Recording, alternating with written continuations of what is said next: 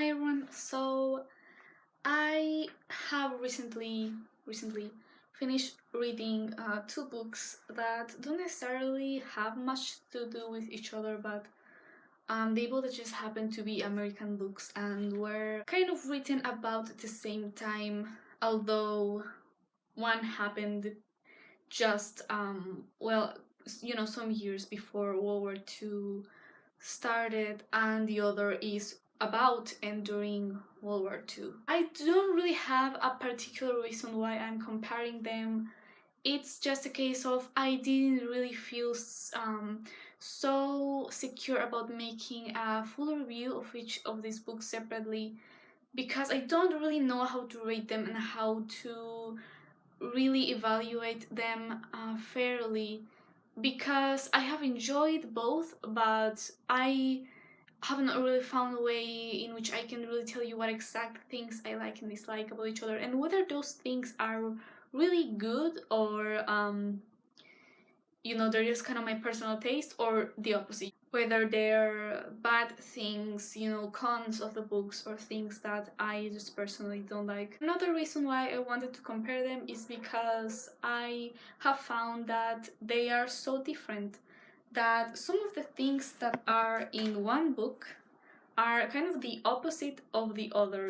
Some characteristics of a book, of one of these books, is a characteristic that is not in the other book.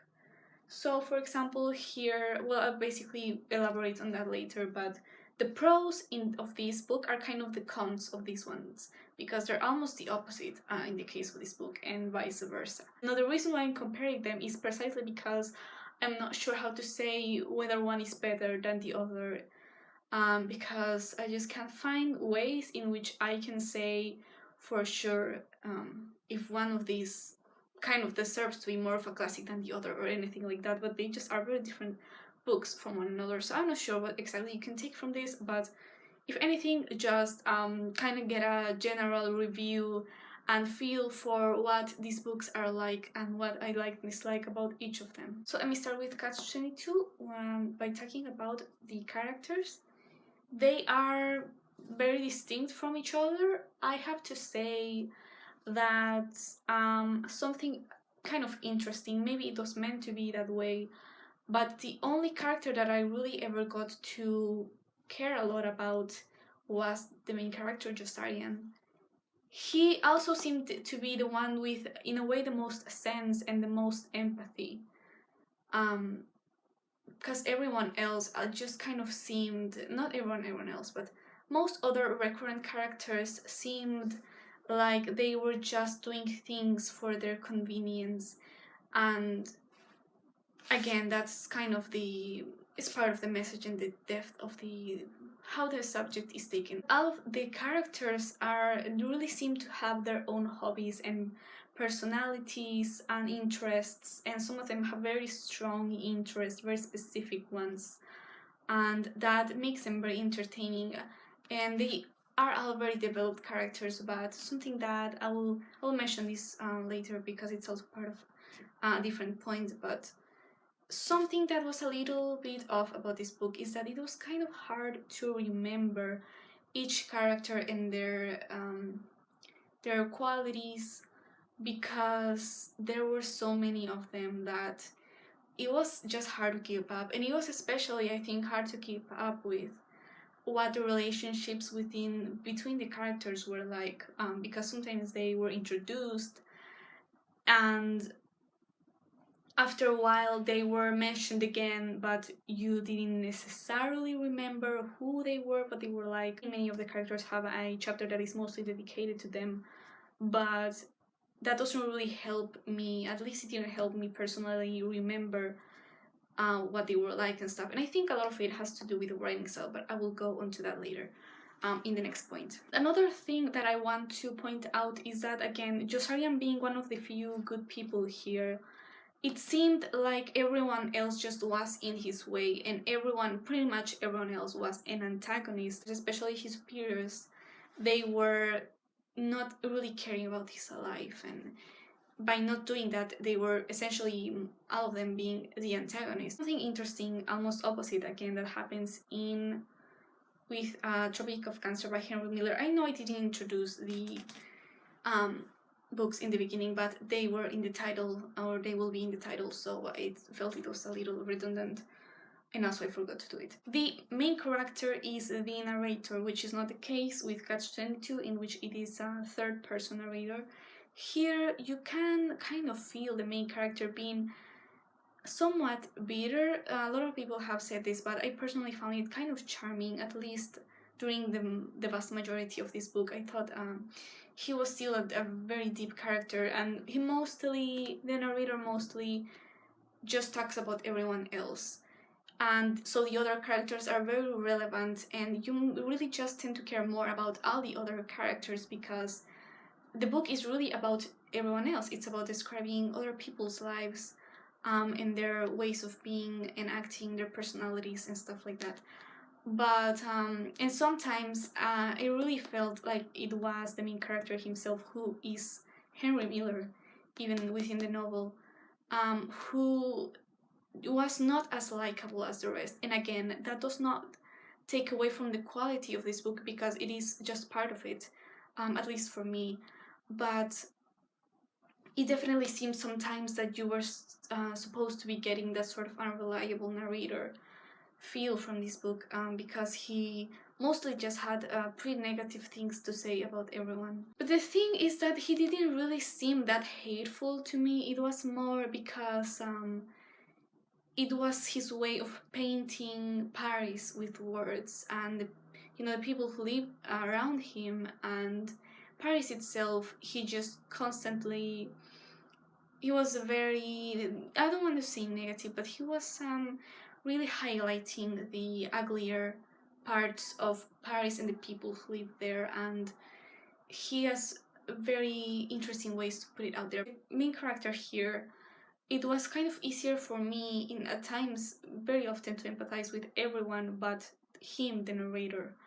So that in that sense is quite the opposite to Catch-22.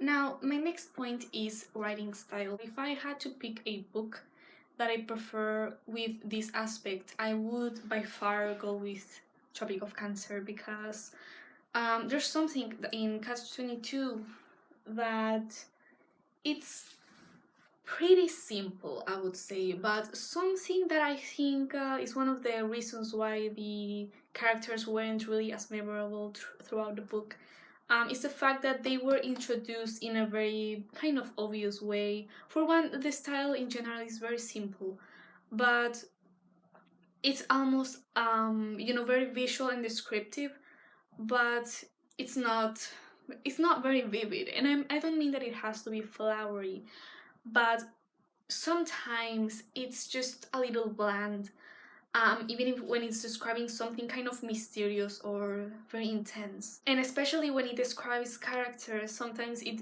just straight up tells you what the characters are like. They will just tell you Shaiskov is this and that and the other, and he was a very calm man, and he was a soft-spoken man who liked to do this and that. And that's a little unnecessary because it is going to, and I'm not saying that it shows but doesn't tell, that it tells but doesn't show.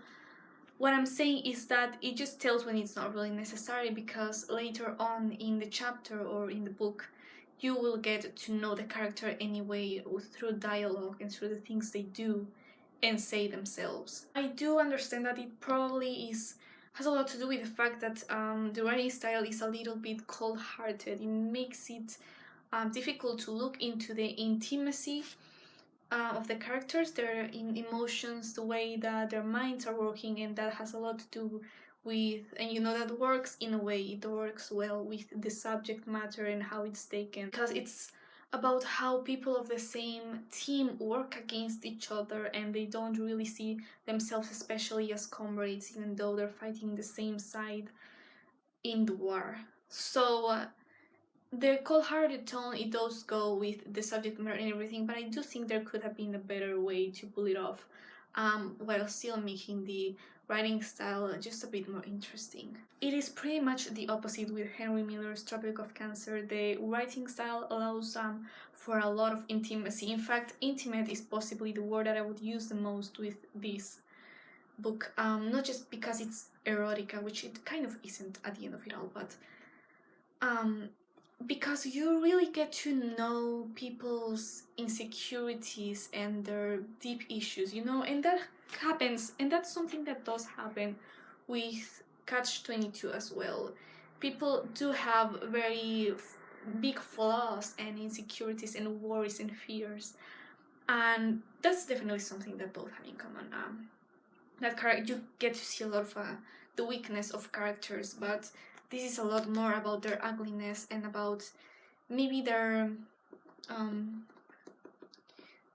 I guess more sexual insecurities at times. The writing style can be called intimate because it is narrated in the first person, and the narrator is telling you their inner thoughts in the way that I guess a memoir or autobiography would, in the sense that it tells you something about what happened here and there, but also a couple of their thoughts on something. Something that I appreciate a lot from this style is that it really forces images into your mind by focusing on ugliness and sometimes just filth, things like uncleanliness, insects, or parasites, just filth in general, and people being somehow dirty. Even when it comes to characters, I do feel like these characters are a bit more similar to each other, the ones of Tropic of Cancer, than in Catch-22.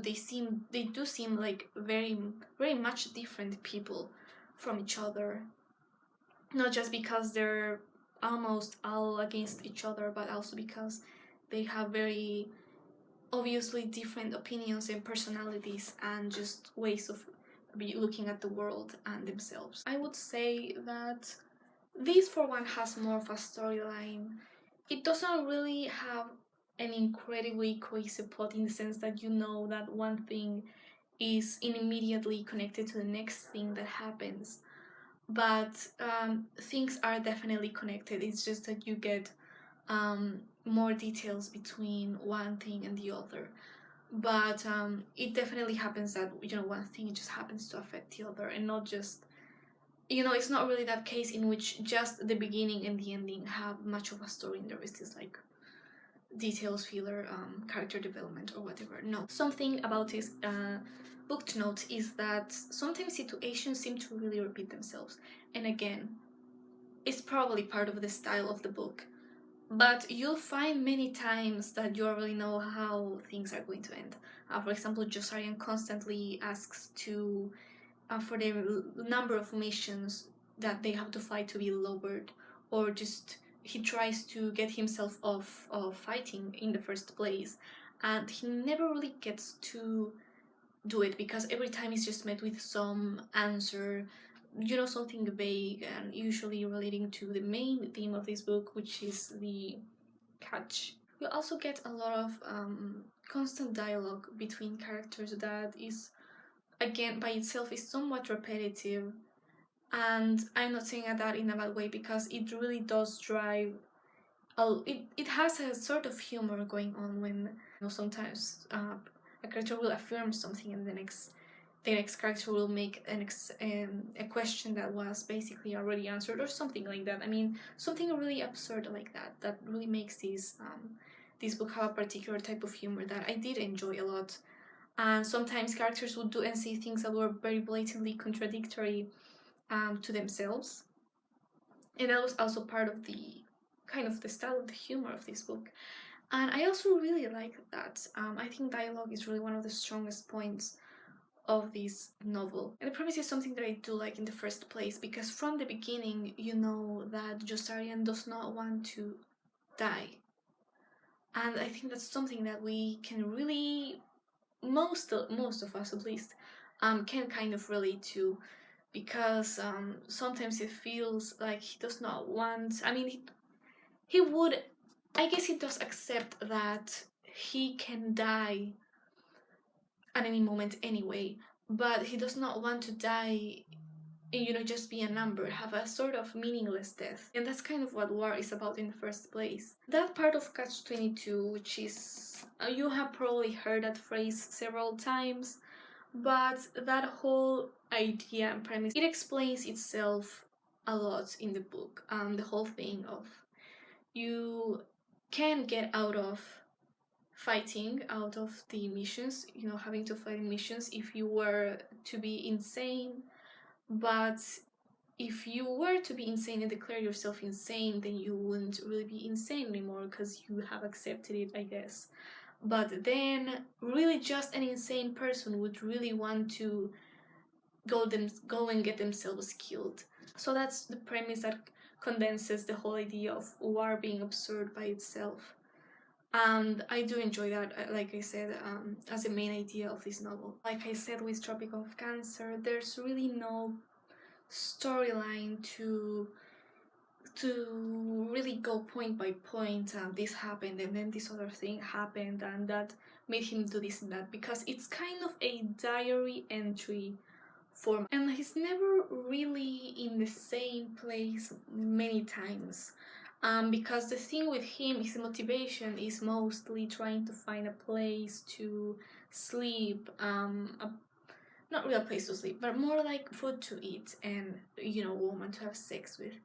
So he doesn't really have any particular goal other than that, and to pretty much also find people to have meaningful conversations with. I'm kind of simplifying the character because he's pretty complex, but that really seems to be his main hobby, writing. I'm not really sure what I would say what the premise of this is, but it's basically about the main character being a very observant person, someone who likes to really notice things about other people and then write them down, and he has a hard time finding his needs taken care of, like eating, sleeping, having sex, I guess, would also be a main need for him. And it's kind of difficult to talk about it because there's no strong message here that I would say, this is what it's trying to say. But I do like these, both of these novels. I do like for what they do to me, for the experience that they are reading. Now I have to say it was much easier to go through this because picking this up every time caused a big reading slump for me. This was a much easier flow reading, so I guess you could say that I enjoy this a lot, and that maybe this one I would be more likely to reread. But I did enjoy both. I think both are rightly classics, and I definitely recommend both of them.